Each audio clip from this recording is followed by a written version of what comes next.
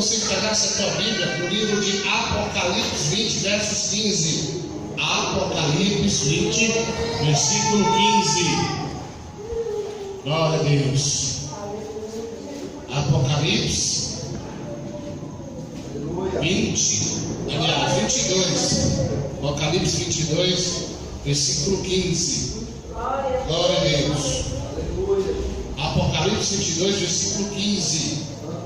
Ai, irmãos, eu já aprendi muito isso aqui, mas quando eu estava vindo para cá, Jesus me falou que era aqui, né? Então, é aqui, tipo, dar uma passadinha, tentando pescar um desviado de alto ali, né, irmãos? Às vezes demorei um pouquinho para chegar, mas valeu a pena, né? Vamos lá. Apocalipse 22, versículo 15. Olha o que diz aqui.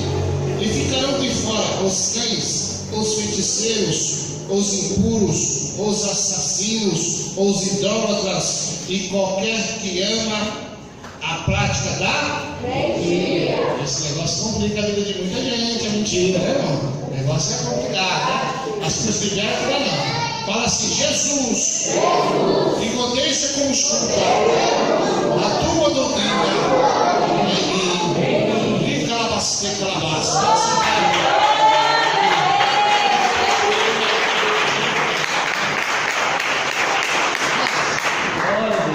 Tremendo essa palavra aqui. Eu costumo começar essa palavra dizendo: olha aqui, versículo 15 da primeira palavra: ficarão de fora. Aí está escrito os cães. Mas fala do quê? Da salvação, da nova Jerusalém. Pastor, mas quem são realmente os cães? Os desviados, as pessoas que se desviaram do Evangelho.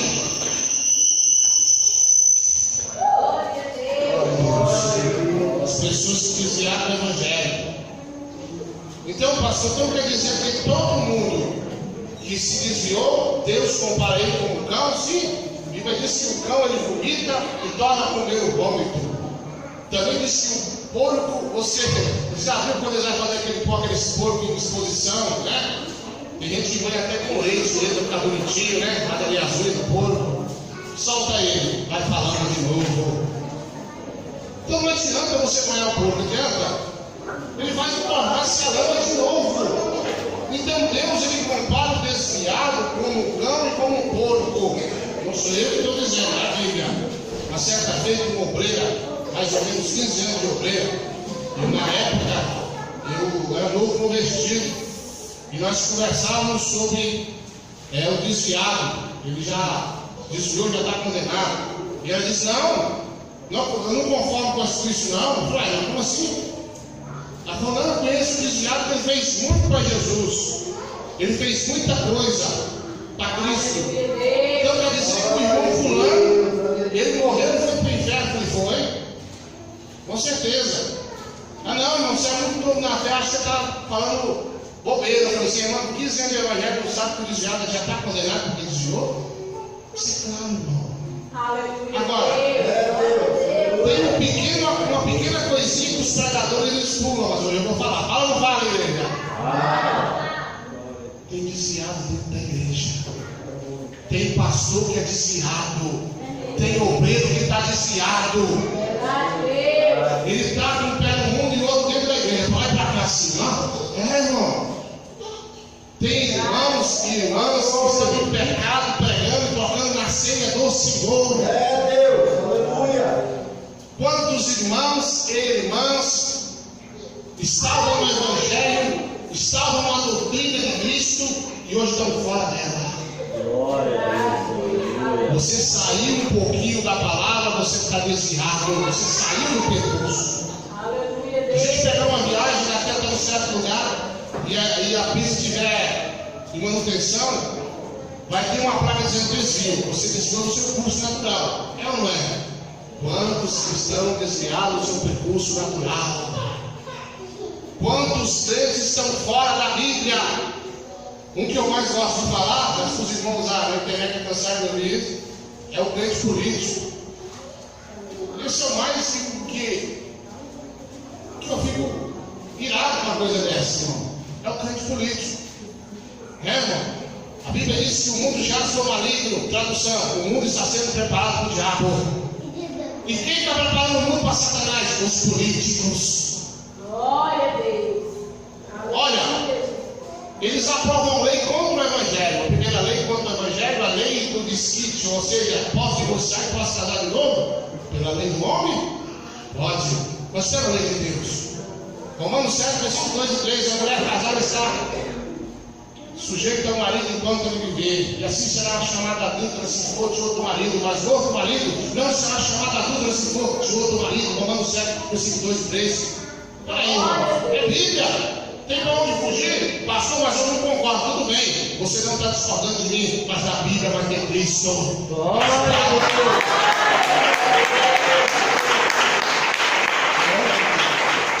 E está cheio de desviado na igreja. Os irmãos cortando o cabelo, está no lugar de véu. Mas pastor, a teologia diz: vamos falar de Bíblia, vamos falar de letra humana, mas da Bíblia, da letra celestial. Porque os homens se corrompem, as pessoas elas mudam, mas a Bíblia continua a mesma. Deus não muda, Deus continua o mesmo e nunca vai mudar.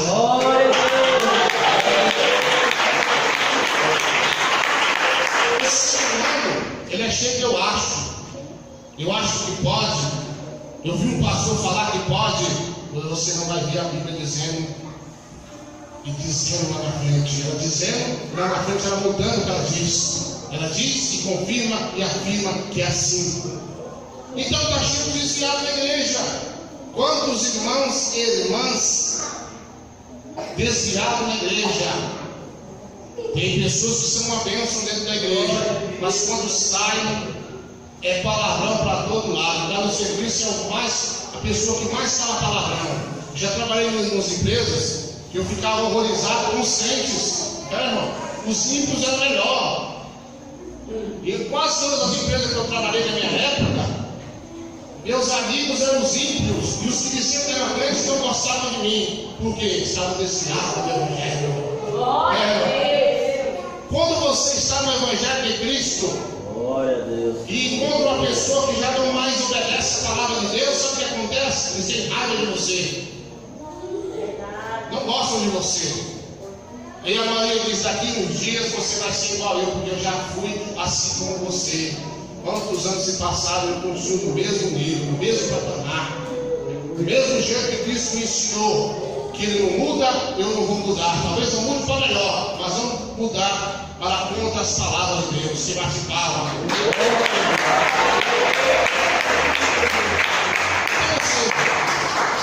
Pastor, o senhor está falando que está cheio de desviado na igreja? Ih, irmão, está cheio. Tem demais. Tem demais mesmo. Pessoas que não amam o próximo, pessoas que olham pedindo mal para o outro, pessoas que ensinam o evangelho fajuto, mentiroso e que não tem nenhuma salvação nas suas palavras. Não sai nada de salvação da boca desse povo. Por quê? Porque tocaram a verdade pela mentira. Bate palmas agora. Então, como diz aqui, ficarão de fora os cães, os que se desviaram do Evangelho de Cristo. Desviou, não obedece a palavra, não tem salvação. Por que não?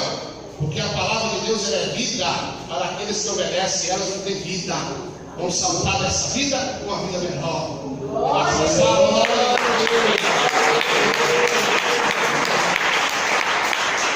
Olha, também vai ficar de fora os feiticeiros. Irmão, eu me lembro, quando eu era criança, quase tudo que acontecia, minha mãe resolvia na macumba, né? Macumba. Meu avô, no caso seria pai do meu pai, até hoje é vivo, está com 87 anos por aí. Ele era chefe do terreiro de Umbanda. E meu pai cresceu no terreiro de Umbanda. E com o passar do tempo, meu avô ficou pobre, porque ele tinha uma condição boa, e a família Augusto de Souza, no estado de Goiás na época, era uma família de nome, né, consagrada. Mas o meu avô pegou a fazenda, a gente tinha, não conhecia a fazenda, quando sou dessa época, pai do menino, e acabou com tudo, porque os guias falavam para ele fazer, ele fazia. Resultado, ficamos pobres. Quer dizer, eu já nasci pobre, na verdade eu nasci, já tinha acabado tudo. E o que acontece? Toda a vida eu fui criado num lugar onde tudo tinha ritual. Está desempregado, ritual com uma vela.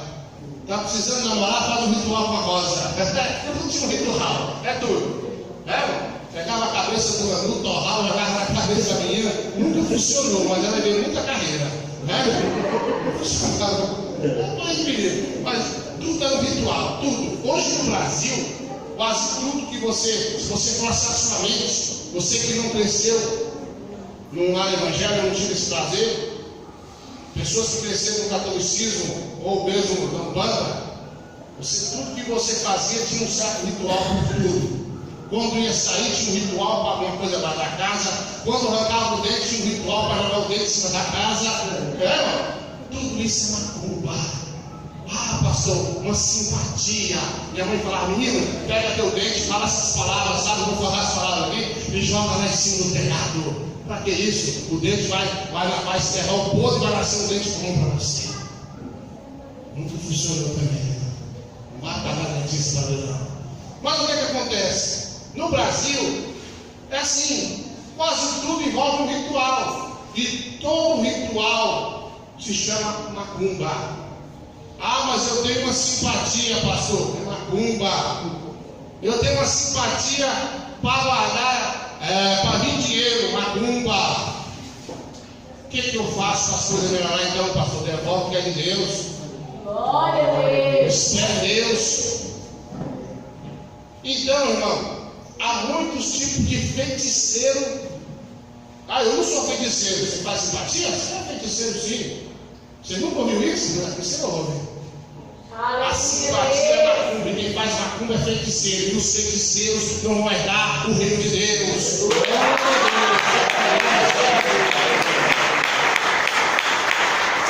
coisa interessante. Tem mais uma coisa que os pastores não falam, mas eu falo. Tem crente macumbeiro. Irmão. Pastor, mas essa aí não, pastor. O senhor foi demais. O senhor vai pôr isso aí lá no site da igreja. Eu vou com essa pregação lá, não sei dela. Mas tem macumbeiro na igreja? Tem, irmãos. A que eu nunca me esqueci foi de uma irmã. E quando ela torceu o bico, vamos dizer assim, vocês vão entender, para alguém que ela não gostava, porque ela ficou de cara feia com a irmã. Ela pegou, conseguiu pegar a foto na caixinha, tinha uma caixinha na igreja, colocava as fotos para oração. Ela pegou essa foto, chegou lá em casa, na casa dela, botou o joelho em cima e disse: Jesus, eu não quero ver essa mulher na igreja mais. Não gostei dela, não. Está me provocando. Ela é o quê, irmão? Macumbeira. Crente macumbeira. É isso que ela é. E um dia ela foi para a igreja, Deus tomou um vaso e falou: olha, eu vi o que você fez e não gostei. Falou, e o vaso contou tudinho, e nem detalhe, ela chorou e se arrependeu. E trouxe a foto de volta e colocou na caixinha. Pastor, então quer dizer que se algum vizinho me fazer mal, eu não posso orar para Deus fazer um lugar, não, irmãos. A oração é: Jesus, a obra é do Senhor. Vai fazer alguma coisa acontecer. Jesus vai fazer. Entrega na mão de Deus. Ele é quem faz a obra. Né, irmão? O pessoal do mundo resolve de qualquer tipo de maneira, né? Tudo bem, mas o crente, irmão, será que ele pode, como o irmão lá em Goiânia estava contando, né? O irmão estava contando lá, que o pastor dele falou: se a mulher não quiser te largar, ora se Deus mata a mulher. Pode, irmão? Não. Aquele pastor é um pastor macumbeiro. É um pastor macumbeiro. Ele diz: a mulher está dando trabalho, não quer largar, dobra o joelho e fala: mata esse trem aí, mata esse trem. E o crente pode fazer isso, irmão? Não. É dobrar o joelho e falar: Jesus, faz uma obra na vida da mulher. Glória a Deus. Mas ela não beber. Pastor, mas se uma pessoa me fazer o mal, me roubar, o que é que eu faço? Vou te contar duas histórias. Um dia eu estava lá em casa, minha esposa tinha ganhado um celular moderno, né? Gostava daquele celular, não tinha saudade dele. Aí chegou um vizinho, gostava de fumar uma braquiara lá, né, irmão? Fumar umas braquiaras, né, irmão? Você sabe quando eu falo. Usava umas drogas lá. chegou e roubou o celular, pediu uma água, um café para ele, e nesse tempo ele pousou o celular e levou. E quando eu vi a esposa falou, cadê o celular? Aí menina, não lembro qual você falou, não lembro quem foi que falou, ela pegou e colocou no bolso e levou. E eu fui atrás. Aí, contei os meninos na rua, perguntei, você não viu o fulano de tal aí não? Coloquei como eu pegou o celular da mulher lá, falou, pastor, se você quiser, vai matar ela agora. Deus me livre. Os meninos eram bons, né?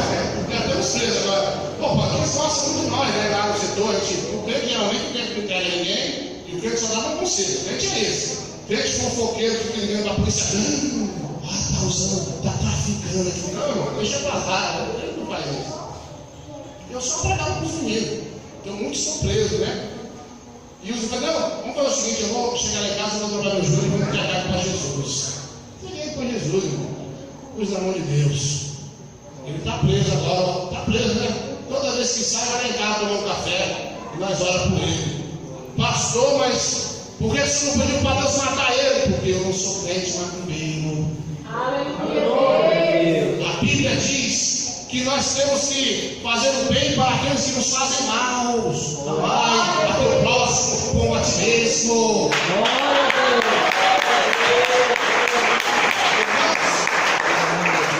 Você tem que chegar lá na sua casa e jogar de olho com uma faca, cortar seu dedo. Aí a tradução, amai a teu próximo como a ti mesmo. Então você não tem a vontade de fazer o mal para o teu próximo, mas ama como você ama você mesmo. Rebate as palmas.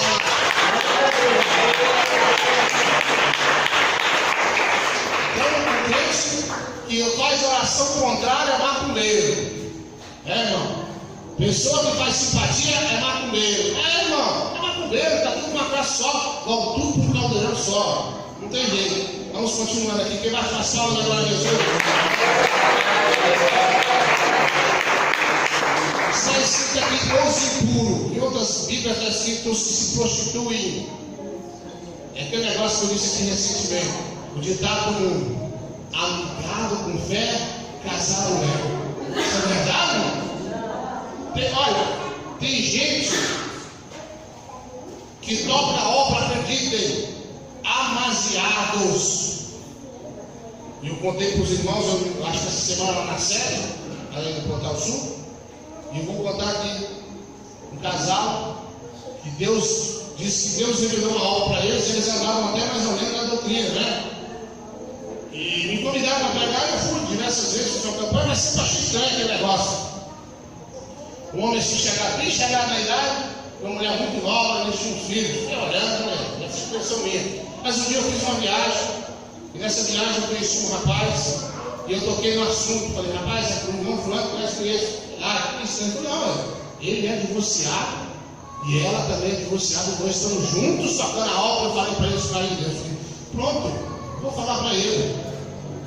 Um dia depois eu fui na igreja dele e falei, irmão, você sabe que você está amasiado com essa mulher aí, irmão?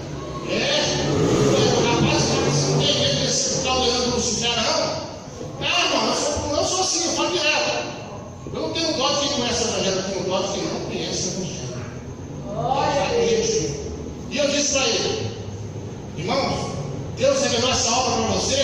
Eu disse, não, eu falei duas coisas, irmão. Ou Satanás te enganou, ou foi a carne. Porque Deus não revela a obra para quem está em pecado. Levante palmas.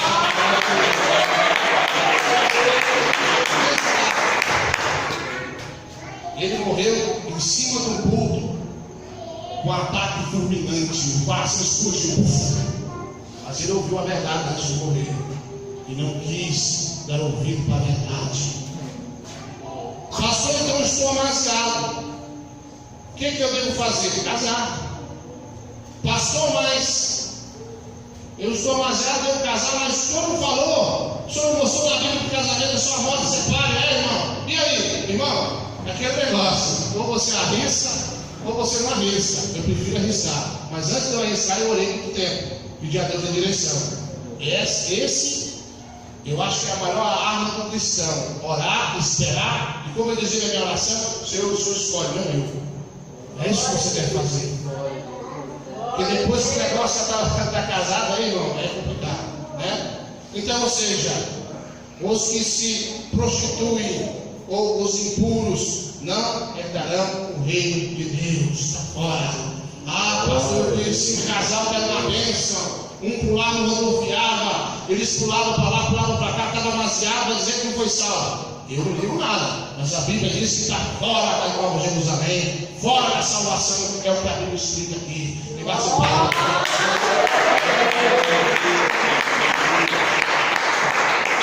Olha, os assassinos não vão herdar o reino de Deus. Por que eu vou falar isso aqui? É muito importante. Nós conhecemos, né, pastor Tiago? O cidadão, ele diz: olha como Deus manda matar. Quer dizer, manda matar?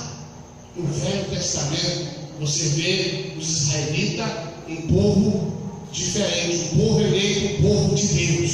Deus, ele fez uma nação só para ele. E todos aqueles que não aceitavam o judaísmo como a sua religião e adoravam deuses estranhos, Deus mandava eliminar todos.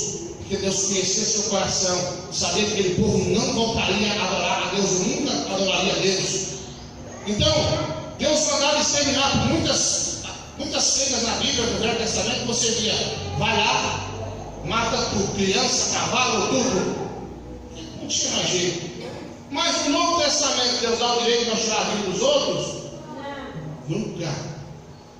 O que Jesus falou para Pedro quando cortou a orelha do servo do sumo sacerdote?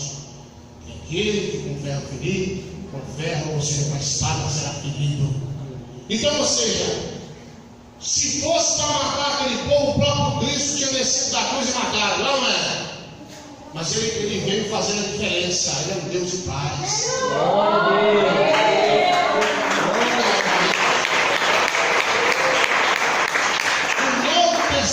Você não vai ver Deus mandando matar ninguém. Você não vai ver em lugar nenhum. Nós estamos vivendo o tempo da graça, onde você tem que ser como uma ovelha ou como uma pomba. Irmãos? Você tem que ser manso como uma pomba e prudente como uma serpente. Manso quando alguém te irrita, e como uma serpente para pregar o Evangelho, com ousadia, com certeza. A Bíblia diz que Cristo pregava uma doutrina com muita ousadia, irmão, com muita autoridade. Então, ou seja, pastor, então eu não posso tirar a vida de ninguém, mas a lei do mundo diz que eu posso matar em legítima defesa. Vai, segue a lei do mundo, eu não sei onde você vai, sabe? Porque a Bíblia diz que não matarás. Eu não tenho direito de tirar a vida de ninguém. Cristo morreu não só por mim, mas por todos. O direito de tirar a vida, ela pertence a Cristo, a Deus. Ele é o único que pode fazer isso. Ah, pastor, porque eu conheço uns irmãos aí que dizem que pode matar. O maior atirador do exército dos Estados Unidos, o homem que mais matou no exército dos Estados Unidos no nosso tempo, ele disse que é crente. Ele disse que orava: Senhor, eu tenho que matar aquele homem, o Senhor direciona a bala para matar aquele homem. Foi Deus que ouviu a oração do Senhor mesmo? Nunca. Quantas almas ele mandou para o inferno? Como é que ele está orando? Deus, direciona essa bala para matar aquele homem. Crente do Paraná, né? Crente que faz de conta. Ele acha que Deus direcionou a bala para matar aquilo ali? Não. Ele Satanás fez aquilo ali para complicar mais a sua situação. Então Deus não manda ninguém matar. Aleluia, Deus. Ah, pastor, mas o senhor acha? O senhor já tirou, pastor? O senhor não sabe como que é dar um tiro. Ah, minha mão aqui, irmão, vai aí. Saltante falou assim: um assalto, eu pufo nas orelhas, pufo na minha mão. Tem curso de 12 horas de tiro. E eu não pego mais uma arma de fogo nunca mais. Até do chuvinho eu já entrego, né? Não tem nada contra. Mas eu não gosto. Então quer dizer, eu sei muito bem o que a bala faz, sei muito bem o que um homem armado é capaz de fazer, porque a minha profissão tinha que andar armado, mas eu deixei ela por amor a Cristo. Glória a Deus. Por amor a Jesus Cristo. E eu peguei essa arma aqui, essa aqui nunca leitou, irmão. Essa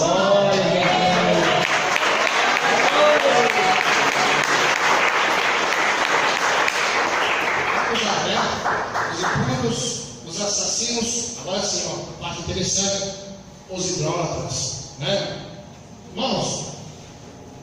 como quase toda a família brasileira, talvez não na casa de muitos que nasceram no berço cristão, mas se for na casa de um tio, você vai ver uma imagem lá. Lá na casa da minha mãe, tem uma imagem de um velho quase morto, uma pomba parecendo um bico de pato, né? Um Jesus barbudo, seminu, e uma mulher no meio. A linguagem deles é bem grave, mas eu acho que ali é um quarteto, né? Mas aí eles falam que é afundado. E chega na sala da minha mãe, tomara que ela ouça essa gravação, para não perder mesmo, né? Você vai ver uma santa, um prato e 2 olhos no prato, né? Tem um tipo de gosto, como diz o rapaz, tem todo tipo de santo para quem gosta de tipo de santo, né? Tá lá. Mas, para os cristãos, isso é muito óbvio, que a imagem de escultura, ela é condenável pela Bíblia. Mas a Bíblia, ela fala sobre o ídolo imóvel e o ídolo móvel. É, irmão? Tem um ídolo que se movimenta, ele sai andando. Conhecido, o cantor, o artista. E quantas pessoas, quando vê um artista, me dá um autógrafo aqui. Uma certa feita, eu estava de folga e no outro dia eu fui trabalhar. E estava um alvoroço lá onde eu trabalhava, porque apareceu um baixinho pequenininho, Romário, né? Ele estava lá. Estava doido para encontrar com ele, para falar de Jesus para ele. Não tem essa sorte. E um colega meu assinou, quando o Romário assina aqui na minha camisa. Aí ele me encontrou. Eu não vou perder. Esse rapaz, o Romário assinou sua camisa toda molhada aí. Assinou ele mesmo. Rapaz, mas você é um rebelde, hein? Ele era desviado, meu irmão. Falei, rapaz, você é um idólatra. Você vai arder lá no fogo do inferno. Eu falei, que isso, irmão? Não fala isso não. Eu falei, irmão, qual a diferença de você adorar uma imagem que não se movimenta para não movimenta? A diferença não movimenta. Rapaz, você é um idólatra. Você vai arder no mato do inferno. Ele falou, não, irmão, mas eu vou lavar, eu vou tirar isso. Eu falei, tudo bem, se arrependa. Então, irmão, tem pessoas que eles saem, ele fica conhecido na mídia pelo mais comum dos aparelhos, a televisão. A televisão é responsável de fazer a pessoa conhecida. Talvez a pessoa nunca é conhecida, mas quando morre, fica famoso na televisão. Quando rouba, fica famoso na televisão. Fica famoso. E a televisão, ele é um aparelho, um dos maiores aparelhos responsáveis da pessoa ser idolatrada, conhecida.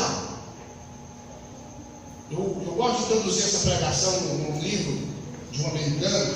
Esse americano, ele escreveu o livro e ele não é crente, não é cristão. E ele queria provar que a televisão ela faz mal e não tem. Ele disse que uma certa feita, porque os americanos eles são bem conhecedores do Evangelho, o país mais evangelizado do mundo, pelo menos ainda estava, né? Vamos ver o que vai acontecer. E uma certa família estavam assistindo TV e elas saiu fora do ar. Como nós temos aqui o costume de quem mora em apartamento coloca, não era assim, né? Sempre estou mudando, colocar uma antena em cima ali do terraço.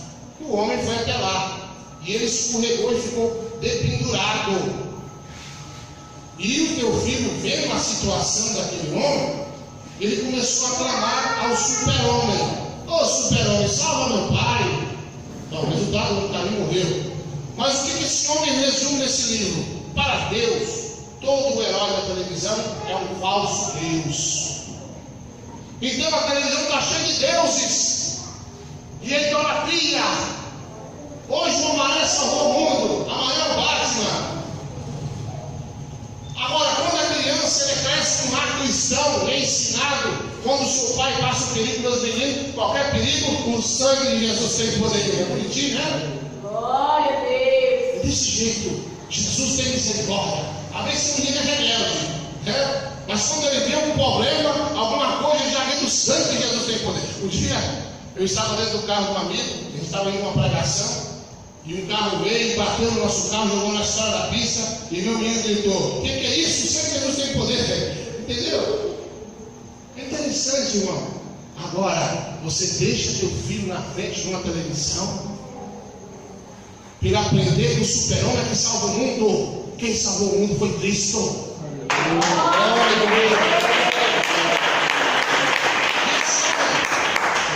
No final do livro, resumo dizendo: olha, para mim, televisão é satânica e ela só distorce a verdade. E para Deus, todo herói de TV é um falso Deus. E bate mais palmas.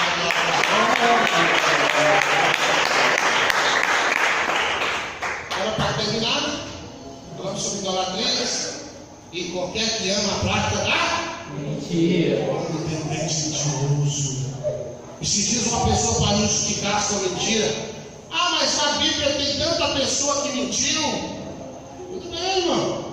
Na Bíblia tem bons exemplos e maus exemplos. Não é completa. Você vai pegar um bom exemplo ou um mau exemplo? A Bíblia diz que o primeiro que mentiu foi Satanás. E todo aquele que mente é filho do diabo. Pastor, mas na hora de apuro o senhor não mente? Não. Passo apuro falando a verdade. Mas eu não minto. Por quê? Porque eu sei que vai me complicar. Só vai me dar problemas, irmão. Não vai me ajudar em nada. E o crente mentiroso, ele vai perder a salvação. Não tem jeito. Pastor, mas peraí. Vai ficar de fora da Nova Jerusalém. Glória a Deus. Tem desculpa para todo tipo de mentiroso. Tem gente que fala: todo mundo mente. Peraí, irmão. Então Jesus vai buscar quem? O crente liberto, ele não mente. A pessoa, quando ele está liberto, ele não vai mentir. Custe que custar, ele vai falar a verdade, então vai ficar em silêncio. Mas ele não vai mentir. Ah, pastor, mas é tão difícil não mentir hoje. Irmão, eu sei que são poucos os que vão ser arrebatados por Cristo, mas serão alguns arrebatados por Cristo. Porque o mentiroso ele vai ficar. O homem, a maioria dos homens gosta de mentir para a mulher. Às vezes passa um lugar onde a mulher não gosta. Quando você está, ou ele mente, ou ele fica calado. Se ficar calado, a mulher vai deduzir. Pelo menos não pegou para Deus. Mas a grande maioria das pessoas mentem. E quando a pessoa é do mundo, ele é do mundo. Mas quando diz que é pastor, obreiro, evangelista, como é que fica, irmão, a situação de uma pessoa que mente? Eu sou crente, pastor. É por isso que eu não gosto e não apoio o crente político. Porque o que tem de mentira na política, irmão? O que tem de mentira, o político tem de mentir. Porque se ele falar que vai fazer uma certa coisa e ele não fazer, mentiu. Como que ele vai prometer uma coisa que ele não sabe se ele vai cumprir? Mentiu. Ele se complicou, ele se condenou. O cristão não pode mentir. O crente, ele tem que ser liberto da mentira. Em todo tempo sejam altos seus vestidos e nunca falte óleo sobre tua cabeça.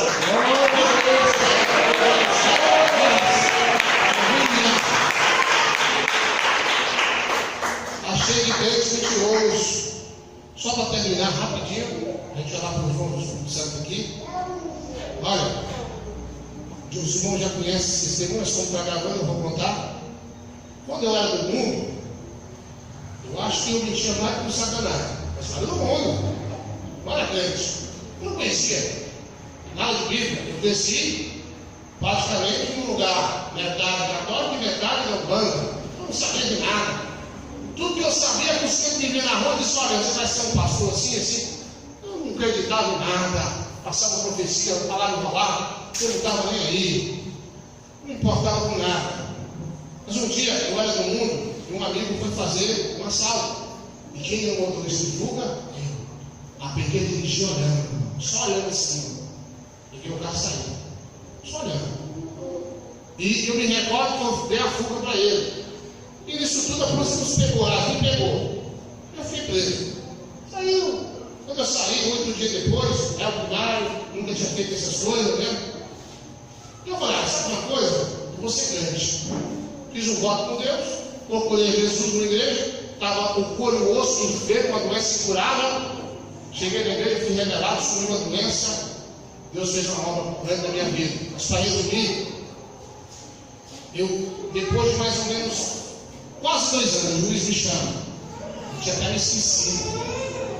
O juiz me chamou e falei: pronto, se eu falar a verdade, eu estou preso. Se eu mentir, eu estou enrolado com Jesus. Irmãos, quando você é novo na fé, não tem entendimento, busca alguém que é entendido nas coisas de Deus. Um homem muito usado na época, e eu fui até ele e contei a história para ele. Falei assim: o que eu faço? Ele disse: conta a verdade, porque Deus vai te livrar da mão do homem, mas se você mentir, Deus vai te entregar lá, na mão do homem. Pensa bem nisso para mim. É melhor você estar bem com Deus do que tentar mentir para ficar bem com os homens. Conta a verdade, acima de tudo, conta a verdade. Eu fui. Eu contei a verdade. Entrei, falei com o advogado: não, conta a verdade, eu sou crente. Mentira, não. O juiz me perguntou, eu falei para ele. Ele falou: você estava assim, tal dia, na diligência, tal e tal. Você deu fuga. Era o senhor mesmo? Era eu mesmo. Isso eu estava casado há pouco tempo, né? Umas 2 semanas. E ele perguntou se eu era casado, tudo, eu tinha filhos. E o juiz começou a chorar. Eu cabelo debaixo do braço. E eu não entendi nada. O juiz estava chorando comigo. Eu disse: até me dá uma cadeira de 10 anos, não sabia nada. Está chorando, o céu está passado. Né? Acabou de casar, vai ficar preso. Como é que vai fazer para melhorar um bolo de seguro para ele? Né? E eu fiquei olhando para o juiz e ele começou a chorar. Olhou para mim, ele bem trajado. Olhou para esqueci o nome que fala. O juiz, a promotora, né? A promotora olhou para ele e fez: não certo? Não entendi nada. Ele falou: vai em paz, irmão. Eu levantei: o senhor mandou embora? Eu disse: pode ir. O advogado olhou para mim. Falei: então o senhor está mandando embora? Eu falei: o senhor pode ir embora, por favor. Agora Deus te abençoe. Eu levantei e você cabelo debaixo do braço. Estranho. Você vai fora do advogado. Você viu? Eu falei: vi. O que aconteceu? Eu não sei. Eu pensei que você ia ficar preso. Mas eu não sei o que aconteceu, não. Eu vou embora para casa. Eu fui embora. Anos depois, eu descobri.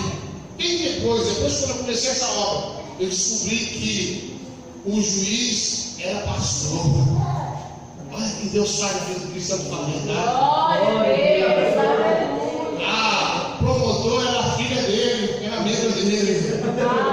Irmãos, olha o que Deus faz na vida do crente que fala a verdade, irmão. Se eu tivesse falado, não sei de nada, estava preso.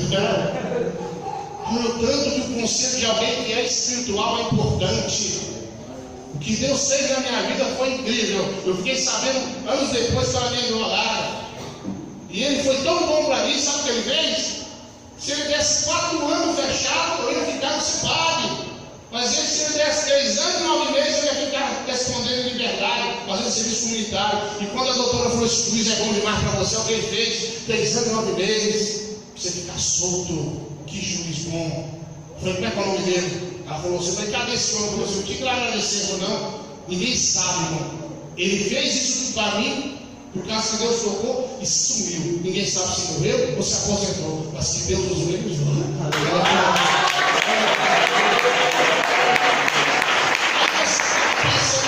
Pastor, mas eu estou tão complicado com a mentira. A partir de hoje você nunca mais vai mentir, em nome de Jesus. A partir de hoje você é uma pessoa diferente e você não mais vai mentir em qualquer situação da tua vida. Não minta mais. Deus é fiel, irmão. Glória a Deus. Para aquele que é fiel com ele. E bate palma.